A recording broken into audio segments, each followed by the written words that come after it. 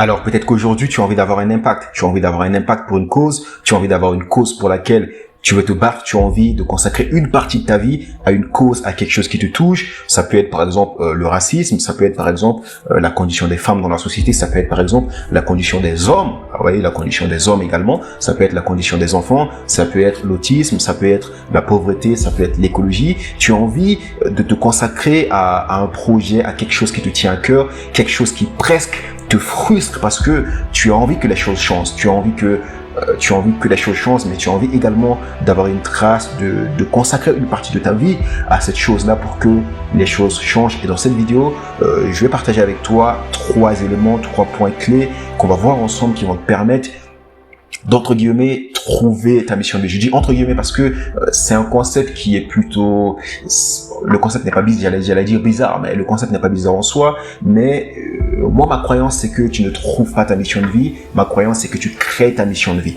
Maintenant tu vas trouver des choses dans la vie qui vont résonner avec qui tu es. Tu vas trouver des choses qui vont résonner avec qui tu es, les choses que tu vas être naturellement de par ta personnalité, de par ton caractère, et les choses que tu vas trouver, tu vas avoir une résonance, tu vas trouver des similitudes et tu vas pouvoir créer ta mission de vie à partir de ça. Hein. Par exemple, naturellement, si toi par exemple tu es une femme et que tu vas te battre pour la cause des femmes, ça c'est facile parce que vu que tu es une femme, il y a des choses qui vont se passer dans la société qui vont te toucher personnellement et tu vas voir que ça va toucher également d'autres femmes, et vu que tu es femme naturellement, tu vas raisonner avec ça et tu vas te dire non, j'ai envie de me battre pour cette cause pour que ça change, tout simplement. Donc sans plus tarder, voici les 3 éléments que j'ai envie de voir avec toi dans cette vidéo. Donc pour trouver entre guillemets ta mission de vie, la première chose c'est de vraiment être ouvert, c'est de documenter, c'est de vraiment être ouvert un maximum aux différentes choses de ce monde afin de pouvoir trouver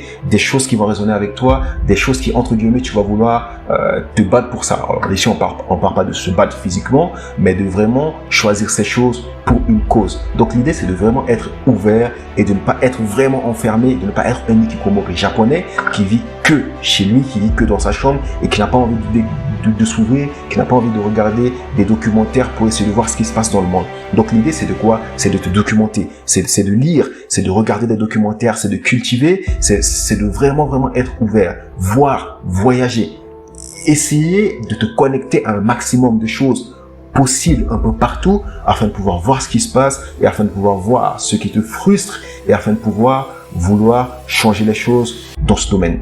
Et des fois, tu n'as pas besoin d'aller jusqu'à ce stade. Tout simplement, juste si tu regardes ton expérience de vie, si tu regardes tous les éléments, toutes les personnes que tu as rencontrées, tout ce que tu as déjà vécu dans ta vie, il y a des choses qui vont vraiment te parler. Moi, par exemple, je suis né dans le top 5 des pays les plus pauvres au monde. Et donc, qu'est-ce que j'ai vu dans mon pays quand j'étais enfant? Je voyais la pauvreté. Je voyais des enfants à l'hôpital qui des fois mouraient parce que leurs parents n'avaient même pas 2 € pour leur payer la consultation. Et donc je vivais des situations comme ça, et ça c'est quelque chose qui depuis mon enfance ça me touchait. Et ça m'énerve même de voir un enfant de 3, 4, 5 ans être à l'hôpital et que tu as le médecin qui est là, qui tourne, qui voit l'enfant, le médecin dit non, je vais pas te consulter, pour qu'on te consulte, il faut que ton parent paye les 3 € de consultation. Des situations comme ça m'énerve, et qu'est-ce que j'ai dit? Moi, je vais devenir millionnaire afin de pouvoir améliorer la condition de vie des personnes extrêmement pauvres. Donc, si tu regardes les expériences que tu as vécues dans ta vie, les différentes choses avec lesquelles tu as pu être en connexion, il y a peut-être des choses qui te frustrent, il y a probablement des choses qui t'ont frustré. Par exemple, j'étais à Toulouse, il y a une fille qui a failli se faire agresser dans le métro. Et ça, si c'est des situations que tu as envie que ça change. Alors ça, c'est un exemple parmi tant d'autres. Il y en a plein. Ça, c'est des exemples où si tu as envie que ça change, tu peux te battre pour ces causes-là. Maintenant, la deuxième chose, une fois que tu arrives à avoir des connexions avec différents domaines, avec des problèmes de la société qui te frustrent et pour lesquels tu as envie de t'y consacrer, la deuxième chose, c'est d'expérimenter. Parce que tu vas voir que certaines de ces causes-là, en réalité, ça ne t'intéresse pas. Il y a certaines causes, tu vas voir, tu vas dire, ok, j'ai envie de me battre pour ça. Mais la réalité, c'est que dès que tu vas commencer à te battre pour ces causes, tu vas voir que au bout d'une semaine, tu as envie d'arrêter. Tu vas voir que ces causes ne t'intéressent pas en réalité. Tu vas voir que tu te forçais juste à te battre pour ces causes-là pour telle ou telle raison qui ne sont vraiment pas intéressantes pour toi. Et donc l'idée c'est d'expérimenter. Et plus tu expérimentes, ça va te permettre de filtrer, de savoir les causes qui sont importantes pour toi, celles pour lesquelles tu as envie de te consacrer et celles qui ne sont pas importantes pour toi. Par exemple moi, quand j'étais en 2e année d'école d'ingénieur, je suis parti aux Philippines pour faire un stage humanitaire. Et pour faire ça, j'ai dû faire plein de sacrifices. J'ai dû travailler plus à côté de mes études, sachant que ça allait avoir des impacts sur mes notes. J'ai dû travailler plusieurs heures à côté de mes études pour économiser de l'argent pour payer le billet d'avion France-Philippines, qui coûte extrêmement cher, dans les 1000 euros. Tu devrais payer des droits à l'ONG qui devrait te permettre d'aller faire l'action humanitaire là-bas. Et là-bas également, pour les actions humanitaires qu'on va faire, tu dois également payer pour les actions humanitaires que tu vas faire là-bas. Au bout d'un moment, je me disais que l'ONG est devenu plus un business qu'un ONG.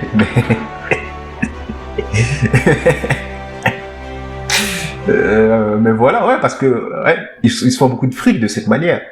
Parce que pour moi, c'est quelque chose que j'ai pas encore compris. Peut-être que lorsque je me plongerai dans ce monde, je vais mieux comprendre. Mais pour moi, si les gens ont envie d'aller aider la cause dans laquelle l'ONG est déjà investie, je comprends pas le principe de devoir payer des centaines d'euros à l'ONG avant d'aller aider l'ONG dans sa cause. Parce que pour moi, si j'ai une ONG, si j'ai une ONG qui a pour but, par exemple, de collecter des déchets à la plage, si les gens veulent venir collecter des déchets avec moi, je leur dis pas de payer avant de venir le faire.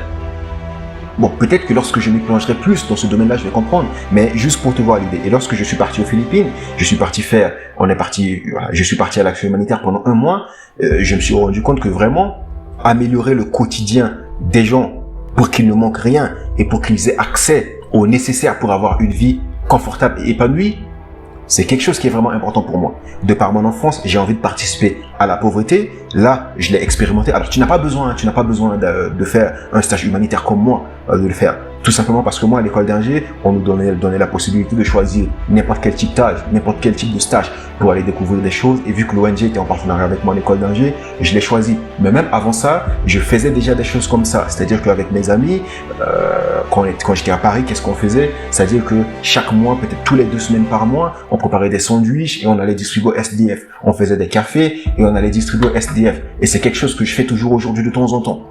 Et plus tu le fais, tu vas voir la gratification. Et tu vas te rendre compte que c'est plus ou moins quelque chose que tu as envie de faire. Et par cet exemple-là, j'ai envie de clarifier quelque chose. Ce que, entre guillemets, tu vas qualifier de mission de vie, ça n'a pas besoin d'être chose grand, extraordinaire. Juste tous les dimanches, faire ton café, prendre 5 gobelets, aller distribuer au SDF, pour moi, c'est déjà quelque chose de très puissant. C'est-à-dire que tu n'as pas besoin de créer une grande ONG. Si tu as envie de le faire, fais-le. Mais tu n'as pas besoin d'arriver à ce stade-là. Si tu as envie encore, fais-le. Mais ce que juste je fais avec mes potes, c'est largement puissant.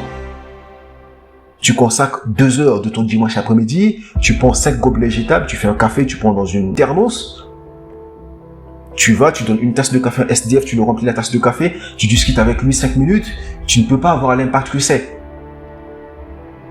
Donc ça, c'est la partie expérimentation. Et maintenant, la troisième chose, à l'issue de l'expérimentation, je l'ai peut-être déjà dit, hein, mais voilà. Donc, c'est la filtration. Alors, le mot n'est peut-être pas la filtration, mais c'est entre guillemets, c'est le tri. C'est-à-dire, tu vas expérimenter les choses et tu vas te rendre compte qu'il y en a qui vont plus te parler, il y en a plus qui vont résonner avec toi, il y en a plus qui vont vraiment, vraiment être les causes pour lesquelles tu as envie de te battre, tu as envie, entre guillemets, de te donner toi-même la mission de le faire. Et là, une fois que tu auras suivi ces 3 étapes, ça va te permettre de vraiment choisir les causes qui te passionnent le plus, les causes pour lesquelles tu as vraiment envie de te battre, dans lesquelles tu as envie d'avoir un impact. Ça va te permettre de filtrer et de choisir les causes pour lesquelles tu as vraiment envie de te battre.